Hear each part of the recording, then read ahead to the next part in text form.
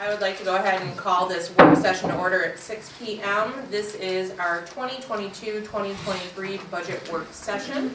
We've got a PowerPoint presentation, and I'm just going to go ahead and turn it right over to Mr. Hannafin.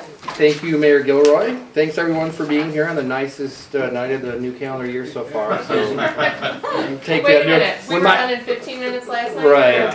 When you do my annual review, you can talk to me about scheduling work sessions in April. So anyway, so tonight we're here to talk on the global view of the proposed budget that's coming up.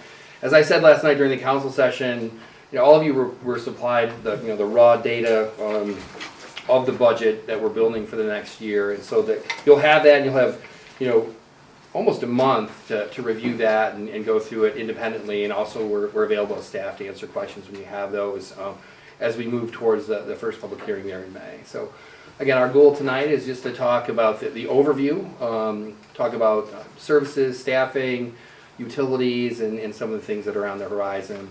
And then, I mentioned this in the manager report this time around, that we will have a goals and objectives session. And what we'll try and do, we'll try and pyramid those on the same nights as the council meeting. We've been trying to have these smaller agendas, and that just happens. I've been doing this forever, and sometimes you have 18 things on the agenda, and sometimes you have 2. So in the next couple meetings, if we have those agendas that have 1 or 2, then maybe what we'll do is we'll suspend the rules, and you can do that, and then have a more casual environment for a work session, and do that in a regular meeting rather than bringing you here on another night. So with that, we'll just kind of dive into the overview. If you want to hit the first slide there, Holly. Great. So these are our things tonight. We're going to talk about the general budgetary themes, talk about our personnel and operations, capital equipment, and then do a high-level overview of all of our funds. You'll notice that DDA is absent. The DDA will talk about the proposed DDA budget next week, and then that will be part of the public hearing, and council will see that budget. And ultimately, DDA adopts the budget, but council adopts all the budgets. So in the end, the DDA budget has to be approved by city council.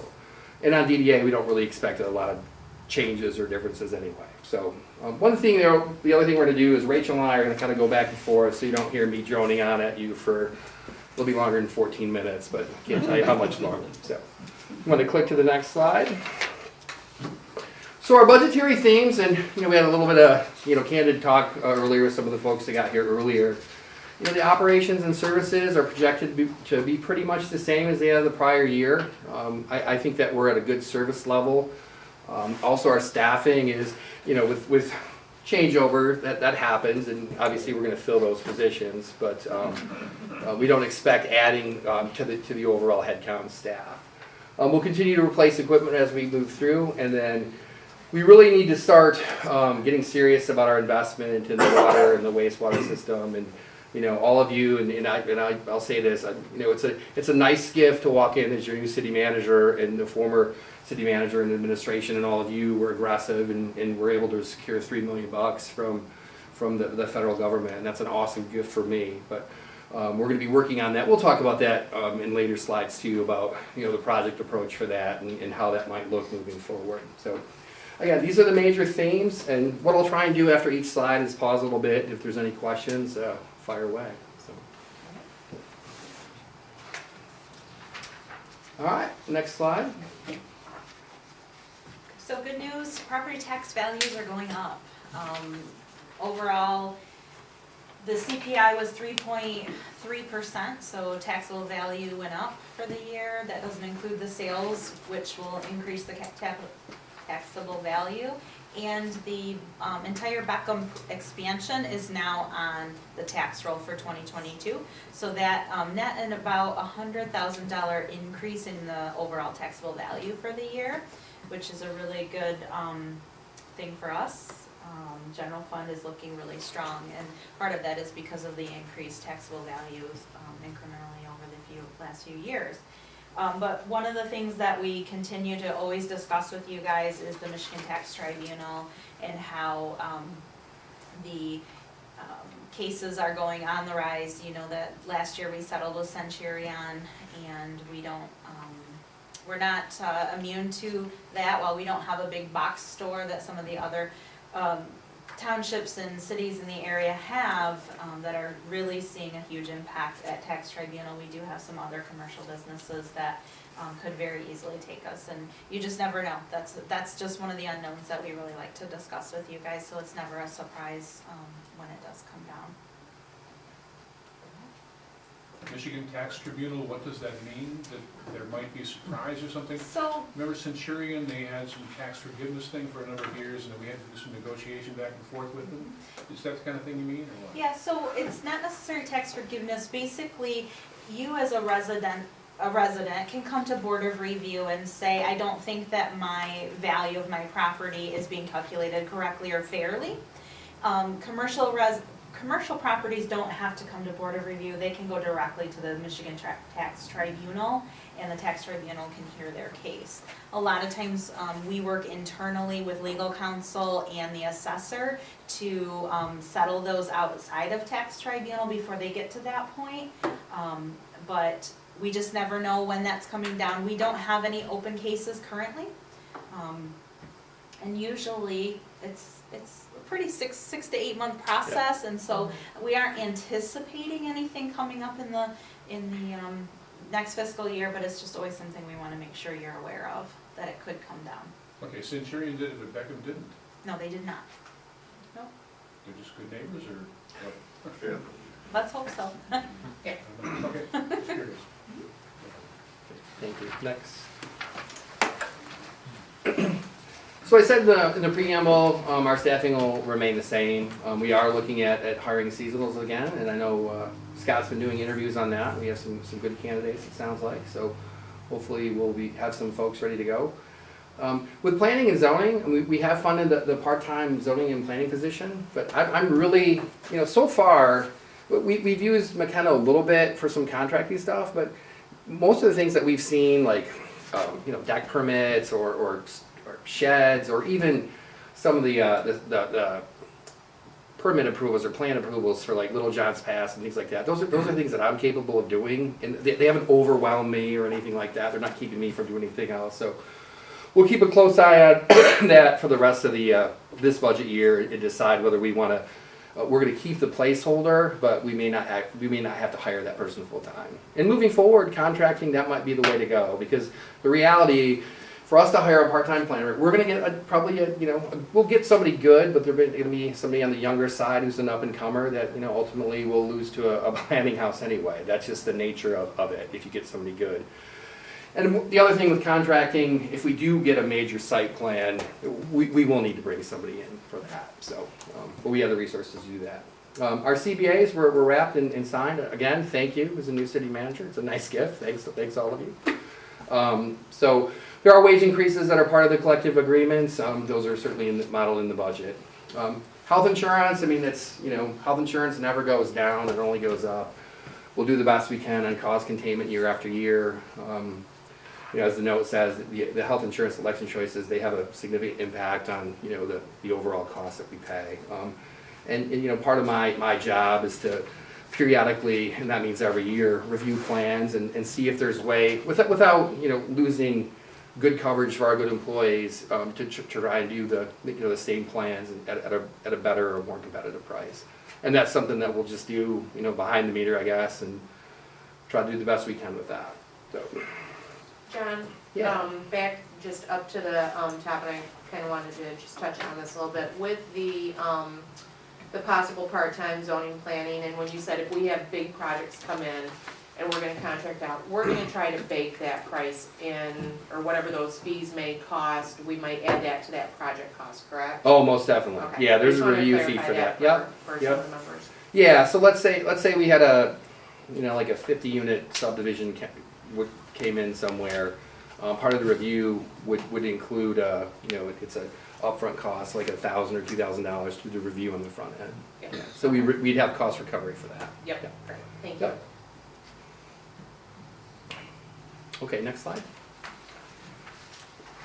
So the next two, and I think most of you understand, but if you don't, I'm going to underscore this. The fact that your MERS pension here and the OPEB here are in good shape, those are budget killers. There are communities all across our state and really all across the country that are struggling to meet those obligations, and we don't have those challenges. And there was a change in accounting standards.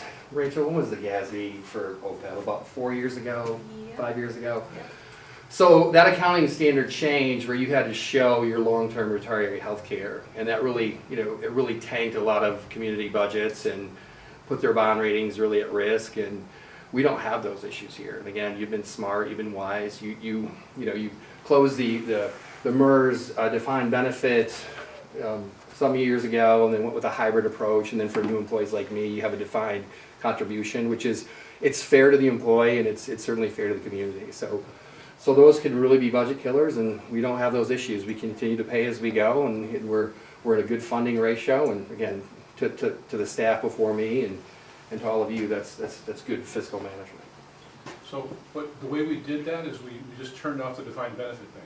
There was, that's But part of if you turned it it. off early, that was smart. If you turned it off late, that's when your budget got swamped. Correct, yeah, and there's real, punitive impacts now at the state level. If you're below a certain funded ratio, your access to grants and you can be subject to receivership, because it's a good thing for the state, as all of us are residents and taxpayers here, it's a good thing for the state that there are those controls now. So those things, because communities would kick those pension costs for the next council or the next manager, and they kept ignoring them, and now you finally have to fully account for them. So What that's year good was that thing. we turned off the defined benefits? Oh, 97? Well, no, so, 97. we have three different defined benefit divisions. For the police, it stopped in 2005, and then they went to straight defined contribution. So anyone hired after a certain date, 2005, they go on that defined contribution plan. For City Hall general employees, that stopped in 2013, so anyone hired after that date is on the hybrid plan, where it's part of it is a defined benefit, the other part of it is a defined contribution. And then the DPW was 2013 as well, and so they're on that hybrid plan as well. And then management contracts, a lot of times we go with a defined contribution. Okay, good. Smart move. Thanks for the details. And your OPEB is closed as well, so retiree healthcare is closed to new hires as of 2013 as well. And so we have, I think, 4 eligible now, only 4 current employees that are eligible if they retire from the city to draw on that benefit. Okay, next slide. This is a Rachel slide. They're turning my page. It's right up there too. Sorry. So we did budget for some capital investments. The first 3 are in your general fund. For technology, the police department server was installed in 2016, and IT Right definitely recommends that we replace that, and that's got a price tag of about $6,000. They have about an 8-week lead time, which was a lot better than I thought it was going to be, so that's something that we will put forward, and actually John can authorize the expenditure as long as it's budgeted for. So we will probably go ahead and order that at the beginning of July so that we can kind of coordinate the changeover with the PD on that. We also budgeted for 1 patrol vehicle and for it to be completely outfitted. So we'll do a replacement on that, and Chief can definitely talk more about that. At the, not last night, but the council meeting before, you guys approved some body cams and in-car cameras, and so we're gonna split, part of it is gonna be purchased in this current fiscal year, the other $35,000 is gonna be in next budget year. And then for your DPW equipment, that comes out of your internal service fund, equipment fund. The other funds use the equipment and they pay back the new equipment fund for rental on that, and then we purchase equipment and materials out of that for the equipment. And we have 2 leases that Scott will be happy to get off the books this next budget year, and they are just shy of $120,000 for the Vector truck and the loader.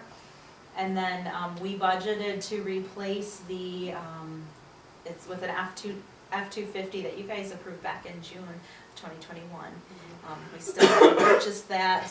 They haven't even started production on it yet. So we are not immune to the chip shortage here, either. So we're still waiting on that. And then we also budgeted to replace the flatbed, from the 2006 truck and put it on the 2009 truck.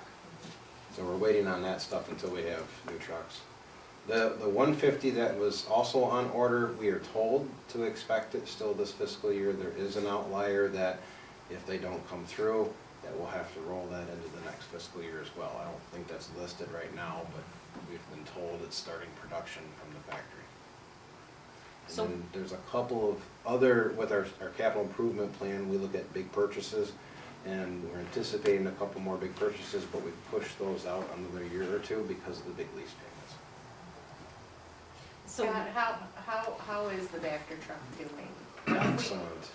Good, It's doing very well. okay, good, because I know that we do use it for quite a few different projects, so I just wanted to make sure that, it's keeping up with, what you guys throw at it. It's out there every day right now, so. Good, all right. So for the meat and potatoes document that I emailed to you, the F-150, it's in that projected, we're projecting that we're gonna pay for that in this current fiscal year. And what Scott was talking about is if it doesn't happen, we'll do a budget amendment to purchase it in that next fiscal year. And the net effect on fund balance will be 0 for that. Next slide.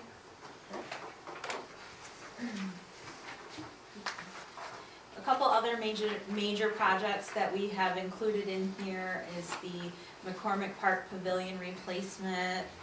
That's the white pavilion that is in disrepair.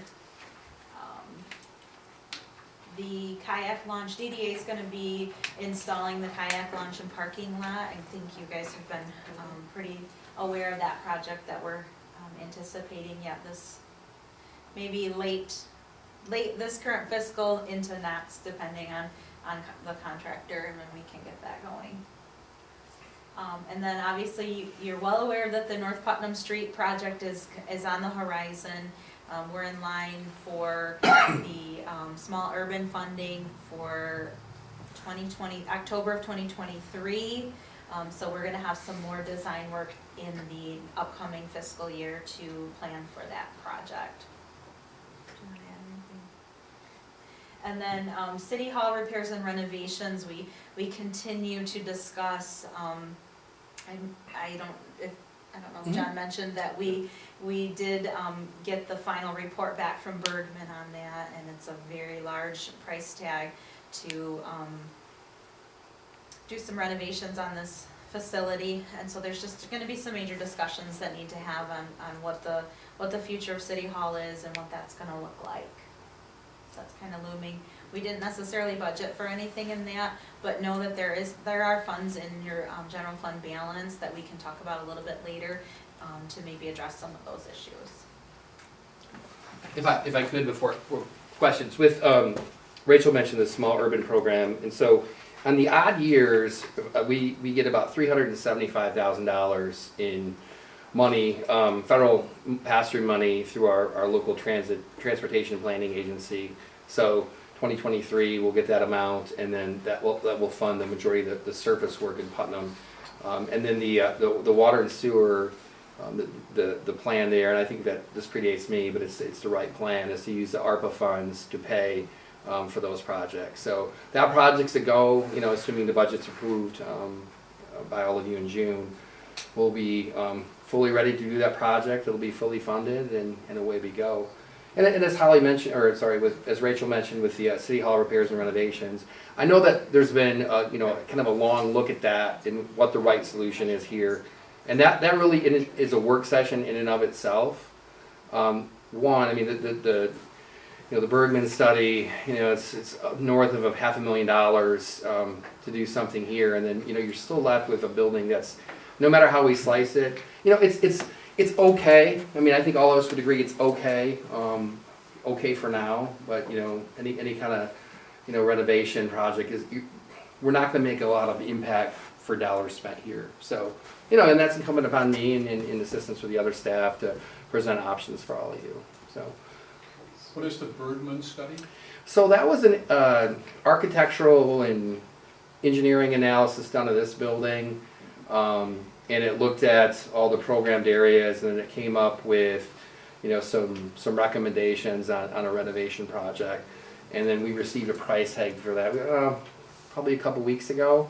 I'm not really fully done pouring through it, but that'll be part of, all of your analysis. And as Rachel mentioned, we didn't budget anything for City Hall because that would be premature. And again, partly me being new, I want to understand what the majority opinion view of council is. I have some thoughts after having worked here now for a couple of months on what we might do and what some options are. So it's a project that we tasked Corey with before he left. We didn't have that study back before he left in November, so now it's So you just got the price John's tag plate. back just a couple weeks ago. Okay. What? And who's Bergman? Bergman, it's I'm sure The it's probably architect. architect's The firm. architect, okay. Yeah. And is there anything pressing? Like, is there a leaky roof, or is there plumbing that's out of code or anything like that, or? I could I don't think say, you want to get I into could- that, Terry. I could hold up the yes. I think we Yeah. probably want to leave that for one of our other planning sessions. Yeah, Well, we've got stories, Yeah. but. Frankly, the most recent, and whether we stay or go, we just fixed the air conditioning. The air conditioning had to be fixed, and I have a quick question for Scott. We've had a couple lift stations that need repair and maintenance upcoming. Are they included in part of this budget I proposal? believe there's another slide that touches on that. they are under utilities. Yep, good catch. Yep. Okay. So if we want to move to the next slide. So again, for being a new city manager, the good news and good hits just keep on coming. You have an incredible, healthy general fund balance, and there's a lot of reasons for that. Good fiscal management, partly delaying some projects over COVID. Most communities did that because there was so much uncertainty. I mean, we were told doom and gloom scenarios for revenue sharing that was going to be next to nothing, and that's a big portion of your budget anywhere. So we're in great fiscal shape on the general fund. So things we want to consider, and keep in mind this is a work session, we're not asking for approval or even for nods, but we can use that general fund to supplement or augment any of the infrastructure projects that we choose to do. When we talk about the funds that we receive through the federal government, through Representative Slack, and we can talk about that.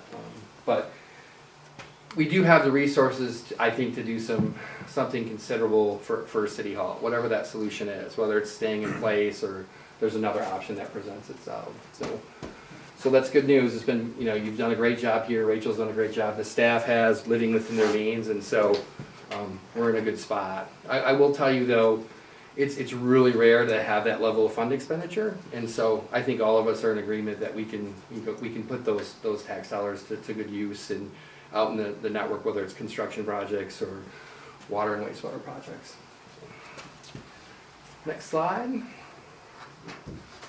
So, major and local streets.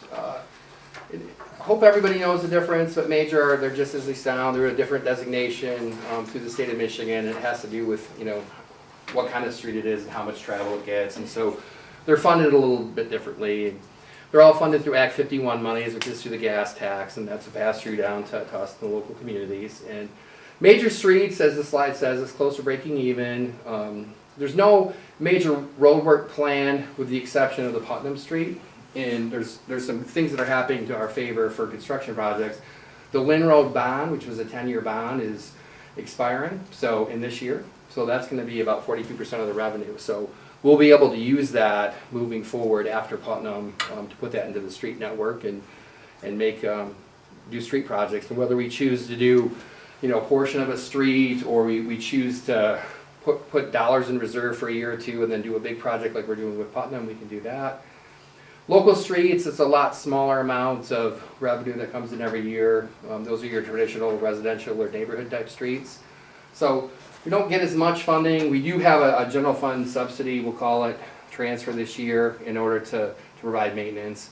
One of the things we are doing too, and this bid is actually, I think they're due tomorrow, right, Scott? The frac fill bids? Yep. Yeah. So For major and local, we have a crack fill and maintenance project out for bid right now, and we'll be able to put some of those dollars back in the streets. And crack filling is exactly as it sounds. I think most of you know what that is, and that can really help preserve streets for. It's not a perfect fix, but it can help preserve a street for another couple years or so. John? Yeah, go ahead. It might be worth noting that even though we're talking about this fiscal year with that Putnam Street project, it's funded through MDOT. Their fiscal years span differently than ours, so we will see in the next fiscal year that we're not even talking about yet, there's gonna be construction dollars that you're gonna see in that one. So I just want you to remember that for next year at this time.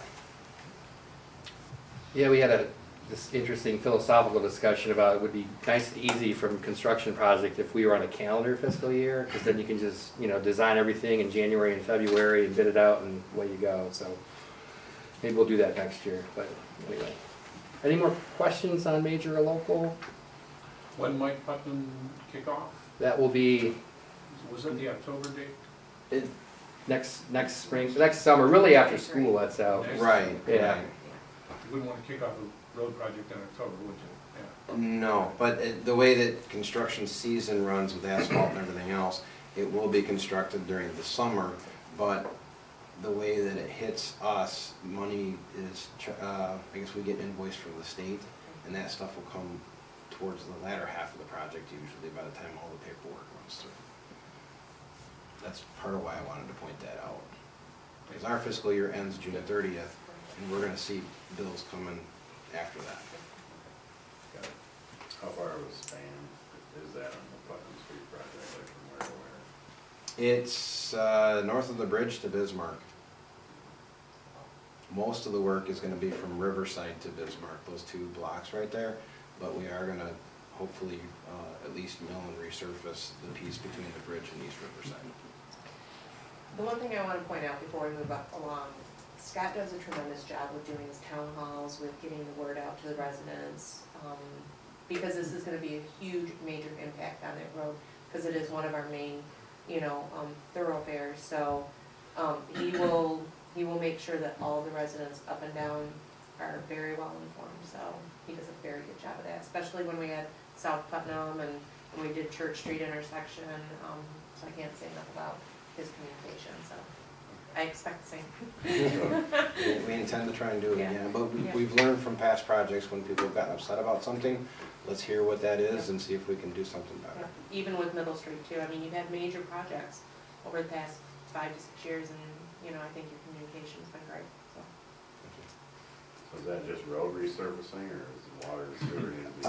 Need to be- It's right of way to right of way, it's new sidewalk, new water main, new sanitary sewer, probably several sections of new storm lines, and then complete road reconstruction, I've so. always Did you been hear that, curious, Brandon? is there like a Yeah, I did hear that. I'm excited, thanks. Is there like a map of what's already been redone around here as far as water and sewer, and what remains to be done, and costs? We can get information like that for you. Oh.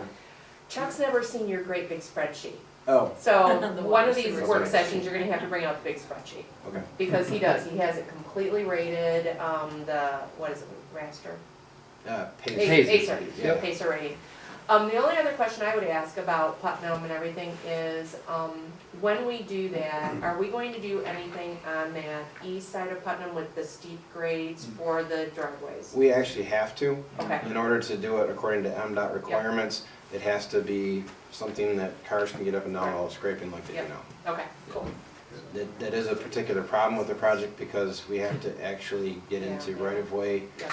or additional rights to get on private property. That's part of why we started this project so early with the engineering process. Right, and just for all new council members here at the table too, I'm just gonna bring this up, because I know it'll probably be something that the residents might talk about, but when we did the Middle Street project, one of the big concerns was tree replacement and all that type of stuff. So Scott is very good at factoring all of this in, when the residents come through and say, what about my tree, I loved it. Scott figures out ways to. Actually, I've already heard about the tree thing. So, So looking at the past here, as far as big projects and so forth, like, I think Middle Street we finished, no, Elevator Street we finished not too long ago. a few months ago, actually. Before that, I think it was probably Middle Street, all of Middle Well, Street. There were two projects for Middle Street, one in 2017 and, Yeah. and one in 2018. And then before that would have been South Putnam or what? We Yeah. had three different projects along from I-96 up to the Four Corners. Those spanned 2011, a couple of them, a 2013 project. I think before Middle and Mullet, it was the intersection of Church and Putnam. Oh, yeah, Yeah, that was a one. city-funded Yeah. project, that didn't have anything to do with MDOT. But MDOT, just, quickly, MDOT, we're on their list every, 2 to 3 years when we do major, Well, we have to share our money with Associated, Weberville, yeah. and so we've got the money for 2023. Yep. Weberville has it for 2025. Yep. Well, our next turn will be 2027, Yep. unless the county comes in, because the county between here and there also can grab that money as well. Mhm. So it's not an every year gift to us. Well, from my opinion of the things that have been done, those places that are already worked on, they all look pretty successful. They look like they've worked, the traffic works and so forth, so. Let's do that with North Park. Good. Okay. So we'll move on to the next one. So we're gonna talk through the sewer fund a little bit. In the budget that's presented, there's no rate increase assumed for this year. We assumed 2 new residential sewer connections because, we were pretty certain those are gonna happen, and that's a it's a smart way. If there was a subdivision that had a site plan approved, that had 50 homes, you may assume 25, just to be conservative, because, that's money, it's on the if come until it's built. So both our sewer and water funds are right around $1 million. They're $1 million and change. And, as I said earlier in the preamble, we're at the point of really launching into some pretty significant projects in the coming years. So if we click to the next slide, one of the first things that we're gonna need to do is a rate study. And that'll be split equally between water and sewer. And the reason you do a rate study, that's your pre-qualification to go after what's called SRF, which is State Revolving Fund dollars. So you have to have an updated rate study, and it has to be by a third party. So that's the first step. And then after that, we can dive back into a rate model. If we have to raise rates, it'll be in the future fiscal years, not in this year. We're going to be able to maintain, especially with the the $3 million bump to water in the ARPA funds that we receive. We're going to be able to make some good headway on some projects without raising rates this time around. Mr. Bellinger mentioned the lift stations, and we do have in the proposed budget, we do have dollars allocated for Mechanic Street and Zimmer. Those are pretty significant lift station projects. You want to just fill in a little bit of the details, Scott? Yeah, the Zimmer station has been around since 1982, and the wet well itself is made out of steel about yay thick. And for a station that's 40 years old, I don't know, I've got photos if you want to see it afterwards, but we're really concerned that we might be approaching the realm that it could be cave in on us, unexpectedly. So the plan there is, because it's such a tight site, to not have to dig everything up and have huge expense, but it's still very expensive to do like a fiberglass lining down in, and then bring the thing up higher in grade. Basically rebuild the station at its existing location, but we have to temporarily pump around it, put new pumps in, new valves. You're gonna get, in the end, almost like brand new, without spending as much as having to dig everything up and acquire property, because it's very tight there. It's at the corner of the condo building there on Zimmer. Eagle. Yeah. So it's not ideal, the location. It would have been nice if they'd have had more space back then, but all the electronics will be redone as well, because most of that stuff is 40 years old and we can't get parts. We did talk about this about a year ago when we got the SCADA controls, and that work is in. That panel can just be taken up, set aside, and then reinstalled with the new work. So we do have a backup generator there because we've had problems with that site with power loss, and it actually has backed up into some of the adjoining homes before. And if we were super tight on funds, that could be something that we could look at, not putting the generator on site, but right now we've planned it in the project. And then the work with Mechanic Street, lift station, there's very similar contractors, and we've been talking about that one on and off for the past few years as well. So what we thought is it actually would be more efficient to include the work at that station, which is not near as drastic. It's some electrical work and building the platform, but have those same contractors already on board and put it in the same contract so it all happens simultaneously. Scott, did you also do some work on the Church Street one? There was a lift station there, wasn't there? Church Street. There's ever something collapsed? That was the sewer collapse that happened about 2 weeks ago. Yeah. So with the raising up Zimmer Road to get it higher above grade, are you talking similar work to what you did at Mechanic a few years ago when that was flooding, or? Not really. Mechanic is different because it's a wet well, dry well situation, and we raised up the entrance to the dry well, so that when the park floods, that doesn't come pouring in like it did before. This is a different type of station. It's submersible pumps, but right now with the way that the road is graded and the ditch that's there, during storm events, the water just runs right into our wet well, and we're pumping all that stuff too. So we have to raise it up about 2.5 feet so that it's above the curb grade in order to prevent that from happening.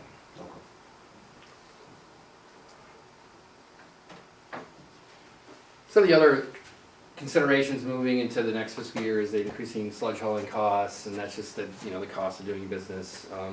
In 2022, with increased trucking costs and things like that. Chemical costs are up, and then we do have some plant improvements that we're going to have to make. We have to clean the aeration tanks. The admin building HVAC system is, again, what's the vintage of that? Is that another 40-year-old? Not quite that old, but it's Yeah. getting up there, and we've got one price for like almost $40,000 at this point, so we're trying to get multiple pricing. Yeah, and it's not comfort for the employees is certainly a consideration, but also the lab functions are there, and that there has to be, it has to be climate controlled for that. And then we are looking at a SCADA security backup. So those things are in the budget model as presented. The hefty ones obviously are Mechanic and Zimmer, and that's about $330, and the plan is to pay for that with RR&I if we need it, which we will for the majority of the project. But we'll still be able to finish, if everything holds and all line items hold, we'd be able to finish the year with some RR&I money left, and then in the meantime, working in the next 6 months or so, we'll have a good plan on really the major projects. And I mentioned this a little bit when I was interviewing, and I think you all are aware. I mean, there's a really significant wastewater plant project we're going to have to do at some point, and really the intersect point is when. But one thing with all of the federal funds that are available now, and everything that Scott's researched, and we've talked about it, and people that I know in the environmental and water and wastewater engineering community, all of those are going to run through that SRF program, which is good and bad. I'll say that, but. First things first, we'll get the rate study done, and that'll be sort of our pre-qualification for the project, and hopefully we can, as part of a larger project, and when I say large, I don't want to scare you with a number, it's anywhere from an $8 to $12 million project. So, That's a scary number. yeah, that's scary. Wow. Yeah, but. Not sleep at, and we'll be able to sleep at night, but it's Right. still a scary number. Yeah. But Wow. to put it into reality, if you spend that amount of money on a wastewater treatment plant, what are we talking for amount of years that's going to push us forward? So if we were to do Right. something, we're gonna get a treatment plant that's gonna last for 20 years, 25 years. Right now, without it, we're basically stuck in a catch-22 Exactly. with any development out in the Exactly. highway. Yeah. Nobody's gonna come I in. guess the question is, where are we at on that? I mean, how close are we to capacity? We are in the 85% capacity range, which is kind of the trigger for Eagle to say you need to do a study, Right. so we've been doing the study. Yeah, because you've been working on your new master plan. Yep. So, That's the other good news. Sorry to interrupt, Scott, but the water and wastewater, the project plans, those are effectively done. We had a meeting with Tetra Tech a couple weeks ago. They're finalizing the analysis, and They're required, as part of the, because they're experienced with doing SRF projects. There's a whole option analysis they do. There's the $20 million option down to the $4 million option, but back to the mayor's point, the $4 million option, that it improves some things, but it doesn't change the capacity issue, so. And you know, I guess the good news for all of us, I know Scott's certainly capable, and we went through the same thing in my last community, and we had a $10 million wastewater project to do. And again, the good news financially, we're in far better shape than you know I was in the last community that I was in. And you know, I think I mentioned in my interview, we had these crazy rate increases, like 18% a year for 4 years. I know that's, yeah, no one's sleeping at night over that, but there's some. I'm not sleeping well. Yeah, we're not sleeping in town anyway, right? So anyway, but having you know been in the middle of our finances now, you know, on an official capacity for 2 months, I think that we have some good options in front of us. But first things first, we'll get the rate study done, and then you know there may be a combination of not a millage increase, but sort of a millage offset, because our general fund is in such good shape, and that could supplement a rate increase for a number of years, so that if we do a rate increase, it's reasonable. It's in the 3 to 5 range, not the John Hannafan go work in Weberville range. So. Scott, before we move on real quick, where are we at with number of sludge hauls a year right now? Are we still in the 1 to 2? Or We're back down to 2. We're back down to 2. Okay, I thought we were, but When we were doing 3, we were at all capacity. We don't have but another 3 days before you got to haul all 3. And a lot of that too, and for the newer members and everything, we were at more sludge hauls because of Old Nation. Nation has now taken care of that. Yep. We don't have to worry about that anymore. Scott worked really hard with them too, for them to get that figured out, so that we weren't having to do that extra hauls. But they were also paying for it too. They were paying fees, but Yep. it was a good solution of government working with Yeah. the private. So you keep coming up with this rate study thing. So when you say a reasonable rate increase would be 3 to 5, meaning 3 to 5%?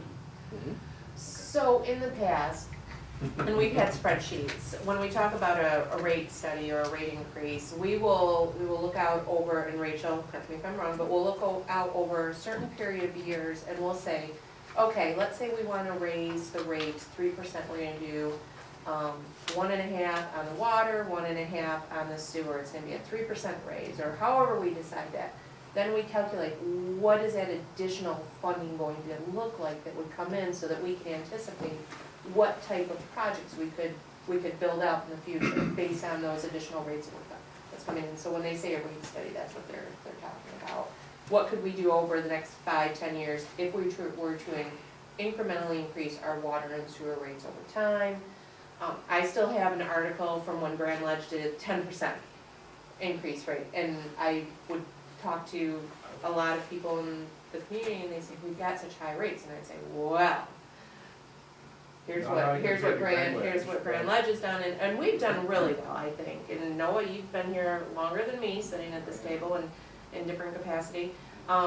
It's always been, what, about 3? Well, and 3 sometimes, total, sometimes right, they'll Rachel? take the water rate be less, but the Yeah, sewer will be yeah. higher. So- They can make an adjustment too. Yeah. The water rate might be a less percentage rate, Yeah, and the like- sewer rate will be a higher rate. Yeah, well, and this will be 2 years in a row. that we have not had to. Yes. And I think John just said we probably won't have to over this next fiscal year. So we wouldn't be looking at, if we had to do a rate increase till 23, 24, possibly. So the last rate increase was July 1 of 2019. Yeah. And the last rate study was around the time we bonded for the rural development bonds in Yep. 2011 Yeah. timeframe. And so I know some of you know Tom Traciak, Yep. formerly of Umba, now they're Baker Tilly. Tom has announced his retirement. But we have been working for a number of years with his associate Andy Campbell as well. And, you know, I've talked to Andy, he sent me over a proposal for a rate study, and it's a very detailed, this is exactly what they're gonna do. And they're basically gonna do a deep dive in our financials. They're gonna take the projects that Tetra Tech and the pricing that Tetra Tech has done, and they're gonna say, okay, if you wanna do this project, this is what your rates need to look like over the next 3 to 5 years. We're gonna recommend these rate increases. And Andy's really great in his team about understanding that we're not gonna come in with a 10% rate Right. increase right off the bat. Right. That's just not something that we're willing to do for our residents, but also understanding that there are some major issues that we need to address. How do we get the most bang for our buck, and how do we fund those?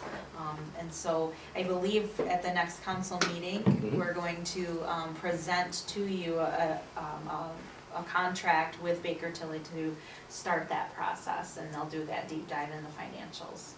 And just the other thing, you know, that goes hand in hand with this too, is that if we decide to venture down this road and we decide to do a rate increase, it's all about educating our residents and helping them to understand why we're doing it, be able to articulate to them where their money is going, in addition to, you know, when they say, oh, we pay high property taxes, you know, we always have to be able to educate the residents. But in order for this community to grow, this does have to happen, and we've been having these conversations for a very long time. So, you know, in order for us to keep moving forward in the future as a community, these are those types of decisions that we're gonna have to make and be able to explain it to our residents. And in order to qualify for this state funding and the federal infrastructure bill that was passed, that's gonna be funneled Yeah, through we that have to do SRF, that. this is the very first step. We have to be able to prove that, okay, the federal government's gonna give us X number of dollars, what are we gonna do with it? And are we willing to pitch in and match some of that funding? And are we going to have rates that continue the growth? And so that way, when the project's done, okay, it's nice, but can you maintain it? Right. And so that's kind of what our SRF, that's why they start with a rate study, to ensure that we're gonna be fiscally responsible. Is So it Jim, sounds like everybody's aware of the fact that a rate increase is not gonna be popular. Correct. I mean, We're all cognizant of that, right? there's, so, You use the word educate, and I Yeah. think what you really mean is to convince or something like that. But- more but- like that. Educate. as the newest person in the room, you know, yeah, they're certainly never popular, but one of the things that is to our advantage, we'll, you know, by the time we get to that point, you know, around this time next year, we'll hopefully have been underway or real close to putting $3 million into water main improvements. And most reasonable people, because, you know, people who are unreasonable are just that, you know, they're never gonna buy into any kind of increase in the price of government. But by putting that money into the network, that's a step towards, you know, bringing the reasonable people along. It helps gain the confidence of the residents. When they see work being done and it's to their benefit, Right. it's mutually beneficial for the community, then they're more on board. Right. That's the biggest thing. When we do rate increases and they don't, like, we're doing the plant maintenance and the plant improvements that we have to do, but they're not seeing the difference Yeah. when they turn on the tap. Right. That's when it's hard for them. Yep. When we're doing the water main replacements, it becomes easier for them because they see the Right. difference when it's coming Right. into their house. and incidentally, a lot of these water mains that we're intending to try and replace are also on some of the worst local roads in town as well. Right, so it's gonna be huge improvements. I Right. mean, it's not just, you know, I hope that the community understands that when we do start putting shovels to the ground, it's gonna be a huge improvement. How many years is this projected to take to replace all the water and sewer? I mean, I've not been privy to any of this before, like Well, I've heard Williams Street where I live is like some of the oldest Right. water and sewer lines in the city. Like, High why is Street- it High projected Street's to older. get there? It's a really close tie to which one. I think yours is probably older than. Yeah, than no. But, so when we presented the proposal to Representative Slotkin, we had 5 pocket neighborhood areas that we proposed that a 4.7 would take care of, and we ended up with 3.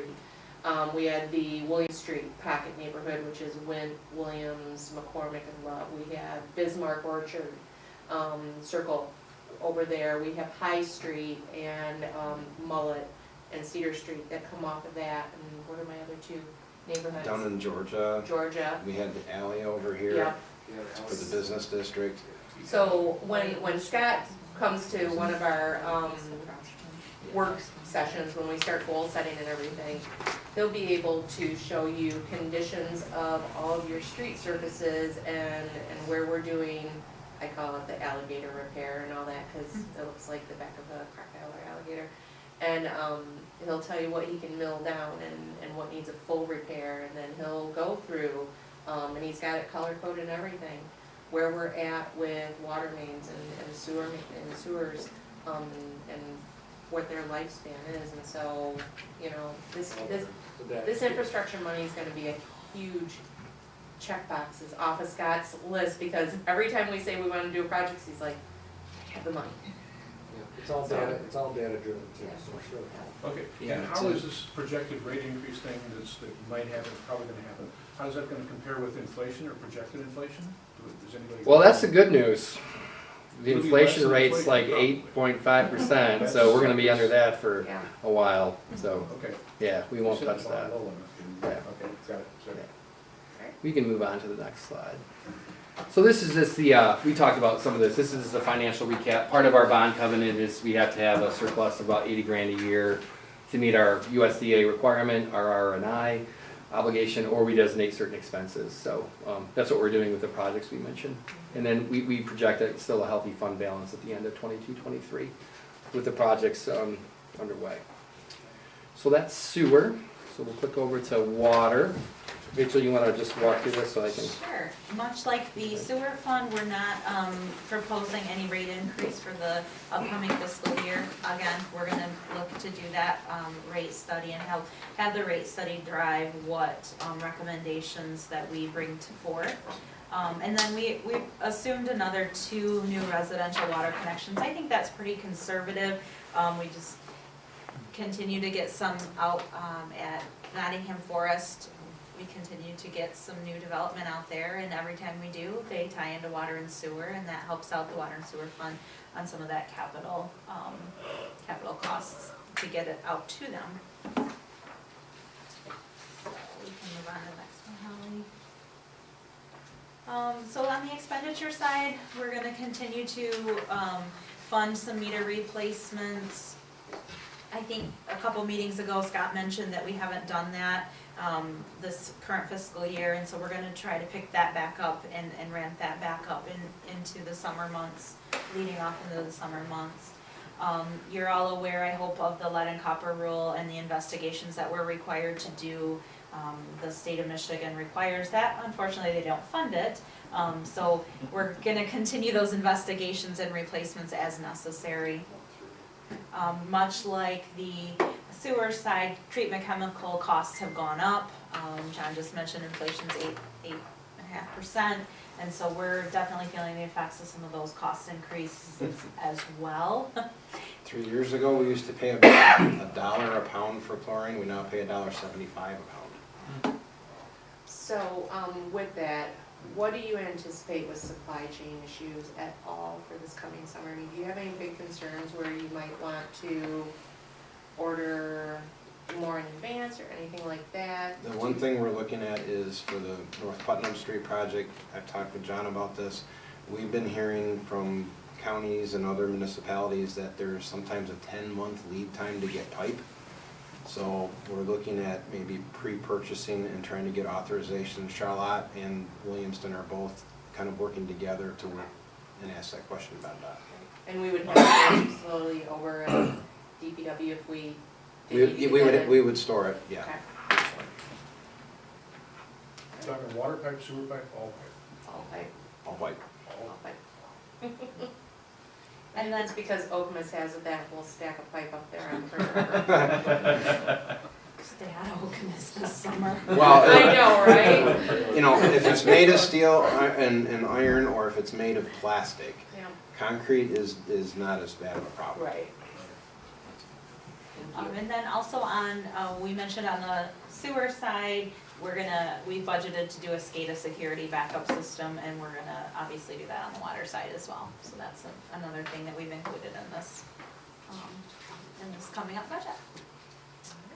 On lead and copper, are you still sweeping, or are we done with that? Are we still wet? Are you still looking into houses, or do you still have some left? Yeah, well, we have almost 500 external investigations to do Yeah. and about 900 internals to do. Okay. We slowed down on that quite a bit with COVID. Yeah. We did, we gotta catch up now, so the guys are gonna be really going at it this summer.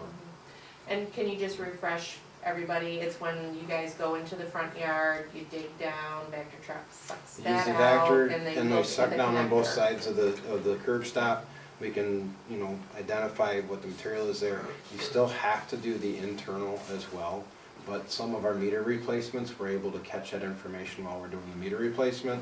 Meter replacements are important because that's part of your revenue. If the meters aren't recording properly, they need to record properly. And they only have about a 20 to 25 year lifespan on the meters and the external reading devices before they die, so, Those are all going RFI now, right? So you can read. yes. The meters will still read, but it doesn't communicate, so we have to make sure the communication part is happening. What is an internal review then? You go inside the house, you look at the pipes, all the pipes? or Yes, just we are now required by law to know what everybody's plumbing is in their house. All the pipes? Yes. Okay. Yeah, they did our house and did a real nice job. They put in the meter and the whole shop. If we find lead, we are obligated to take it out from the meter to the main. And we have to pay for But it. inside the meter, that's up to the homeowner? From the meter to the rest of the plumbing internal, that's the homeowners. If you need to replace it, but it's your job to inspect it. It's our job to know. Okay, got it. Okay. Move on to the next one, Holly. This is just kind of the wrap-up of the water fund, much like we did in the sewer side. We have the same obligation to set aside some RR&I money of $49,000 a year that we either save up for additional projects or we put it back into the system for repair, replacement, and improvements. We're looking to end the next fiscal year with a $256,000 RR&I balance, which is very beneficial. And then the SLFRF money, or ARPA money, is that last bullet there, that we have pretty much designated that to be the North Putnam, the water portion of the North Putnam project is what we have designated that funding to go to. And we are to receive around $417,000 for that.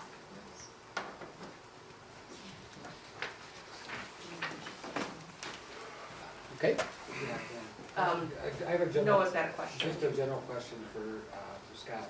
I know that you've got a lot of personnel, and we've talked over the years about succession planning, we've talked about certain individuals being certified with certain levels of training and all that. And in the beginning slides of the presentation, we weren't changing any personnel, but is there any anticipation of retirement and needing to get more people certified for? We're doing pretty good on the age aspect at the moment. Yeah, if you look down the road 5-6 years, then that starts to change. But that's, resuming the summer help is important because the last 2 years, our full-time staff has been doing all the summer work and we haven't been able to do some of these other important projects that need to be accomplished. As far as the training aspect, we're getting back out there now that we can go back to trainings and getting that. We do look at when somebody leaves, trying to get somebody that can be around for a while. So yeah, we've got a couple staff members that are on the younger end of Okay, I things. just want to make sure that those funds are put aside for training for those certificates. We need to make sure that the plans are. There, I did put in for increase in all training budgets Okay. this year. I don't think they noted that, but I mean, that part isn't as, I know over the years we've had yeah. concerns, so I want to make sure it's being addressed, so. Next one. I'll take the next one, Rachel. Well, you Favorite. want the next one. This is really good one. All right, I'll sit down and try. This is my favorite page, Yeah, so just because this is. we'll both kind of focus like on ping everything. pong back and forth on this one. So this is the projects that submitted were all of these that are listed there. Obviously, we're not gonna be able to do all of them, but we will be, again, Scott and I, with our engineering consultant, talking through, project approach. I think our meeting is next week, I think, or the week after. And then that'll be presented to council for ultimately for your approval to move forward. And then what we'll do with the projects that don't make the list, we'll have a plan. And the plan may, it may be, they may not be done until 24 or 25, but we'll have a plan, because these were the areas that were identified as the most critical. So, we are gonna pick up North Putnam because we're doing that project next year. But the rest of them, we'll triage them, and, we'll go from the most critical and put together a project plan for that. So. Be a lot of construction going on. That's the other thing, is the project approach. There's a pain tolerance that your community can have for construction, and North Putnam is gonna be, it's gonna be tight. Traffic should be maintained for the most part, but it's gonna be tight, and, we've all dealt with that before, so we'll survive it, I hope. But we may not do all of these projects in the next construction season. We may do some in the, next summer, and then do some in the following, April. But in the same budget year. I'm trying to picture how we reroute traffic from North Putnam. What do you do? I mean, Our objective is to try and see if we can find a way to at least keep them moving most of the project around East Riverside and then go around that way. But there will be times that won't be possible. From the bridge to East Riverside. okay, yeah. I mean, that's So- like The church intersection is gonna be obliterated. It'll be one lane for the majority of the project. It'll be no lanes. Yeah. So what he's saying is, coming off of, when you're heading down North Putnam, turning east onto Riverside, and then having to loop all the way around Church to whatever side street, Yeah, that's or not, Vanetta, and then coming back. that's not terrible. Okay. But what about from the bridge to Riverside? There will be a time When that, that's shut down? yeah, and there's an intersection, there's some intersection work we have to do at East Riverside, so It'll be a little, okay. it's something that I'm talking with the consultant about. How do we stage this? Obviously, once everything gets started, there's no guarantees. But best case scenario, how long do we think the construction would take? Are we talking 2 weeks, 3 weeks, a month, 2 months? What are we thinking? I'm Towards up- the end of what you were talking about. I'm upwards of 6 months, right, probably? No. I gotta No? think Oh, that- okay, so we can, in between those two. I gotta think a big part of the coordination of that is gonna probably involve EMS too, right? They are notified. Because if you have an emergency call in that area. We try and get as much of this work to happen between the end of school and the beginning of school. Right. But we'll definitely, we know it's a big deal, and it's a big ask of the community, and it's gonna be not just an inconvenience, with emergency management and with EMS, and then also with school bus traffic. We know it's more than an inconvenience, so we're gonna hustle hard and to get it done in the summer. Well, with the Deeds Road Bridge still being out. Yeah, that's the true. only other Zimmer. way- Zimmer's the only way The only thing across. is- Right? Yeah, Deeds is still out. Does anybody know of a plan to fix the Deeds Road Bridge? that's not. It's not our Not our concern. concern. Not our problem. Don't know about it, or it's not gonna get No. fixed? What was Doesn't the- sound like it's gonna get fixed. Yeah. Okay. Okay. Wow. They didn't advocate for the money like we did. Just a couple of our component units to talk about, the projects that we mentioned earlier, the boat launch parking lot project with the DDA. And that's a project that'll start hopefully here in the end of this budget year and then finish up. It shouldn't take too long. It's not a big project, and there is some work in the river, which will always pose us some challenges, but, so there's that, and then, the elevator street sidewalk, we have to do that to wrap up the project over there. So, that's it for the component units for the coming year. And DDA they're partly constrained because they've done a lot of stuff recently, and they've done a lot of big projects. So there's nothing really big on the horizon in front of them in the next fiscal year. Has anybody given thought to paving Railroad Street? I'm sure it's been talked about. Oh, So- you have no idea how long we've talked about this. I have no It's idea. been, no, What's the 3-sentence summary? it ain't never probably gonna won't ever happen. Is that for real? Well, the tough there's, one is there's not- other streets that need to be Yeah. redone before you add more pavement to the Is there system any in that area. homes, is there any homes technically on Railroad Street? There's none, I think right? so. Zero? No. There's one driveway on another section of Railroad Street that doesn't have enough right of way to build a road. And really, the only thing that ever emptied out, correct me if I'm wrong, Zach, the only thing that really emptied out, I think they added, entrance off of Fulton and an exit, or entrance exit off of Railroad, was the old, oil company at the end of Fulton Street, that was the very south end. But yeah, I mean, Railroad and Mill are only two gravel roads left, right, Scott? And, North Mullet. Oh, yeah, North Mullen, that tiny little piece. Yeah, I'm not trying to advocate for it, I'm just kinda curious. Yeah. 'cause- Sure. No, we get a lot of questions, and we get a lot of questions from the residents on Mill as well. I have, every year, I have 2 or 3 long conversations with some folks down there.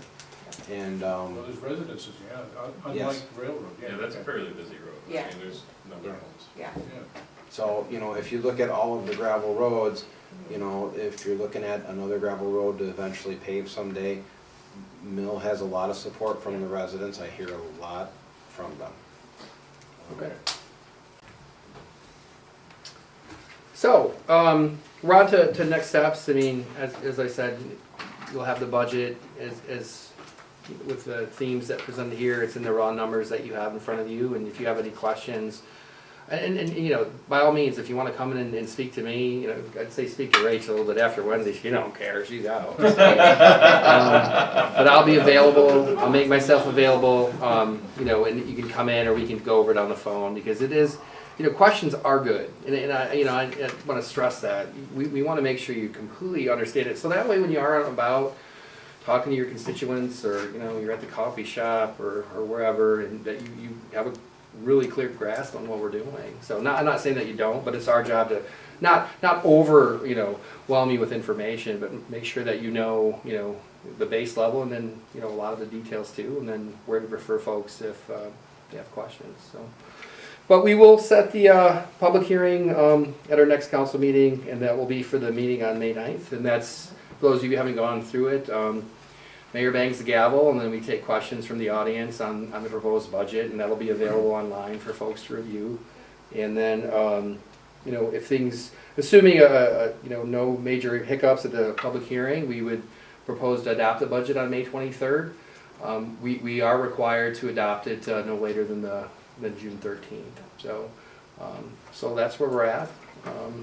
And I thank everybody for their patience tonight on a nice day, and a lot of good questions, a lot of good dialogue, and there's a lot of work to be had, so. But I would just strongly suggest, if you do have questions, I mean, you know, I really feel like John will be up to the task. You know, it's another opportunity to sit down with him, you know, just have that conversation. It's gonna help him, it's gonna help you, to be able to understand what we're getting ready to do. And Rachel's got how many more days? Start counting them. 7 from tomorrow. Yeah, but, you know, I can't say enough about our staff, and every single year when we go into our budget workshop and get ready to, you know, vote on it and everything, we never have any issues, because they do such good work, so keep up the good work. I do some questions that not for general, I'll talk to you afterwards? Yeah. Okay, afterwards. Any questions at all before I adjourn for us for this evening? All right, then I go ahead and adjourn. You don't need to call the order or adjourn, Oh. because it's not a meeting. Work. Holly? I want to be technical here. I know, and that's why Holly is the best clerk ever, because she does keep us on track with our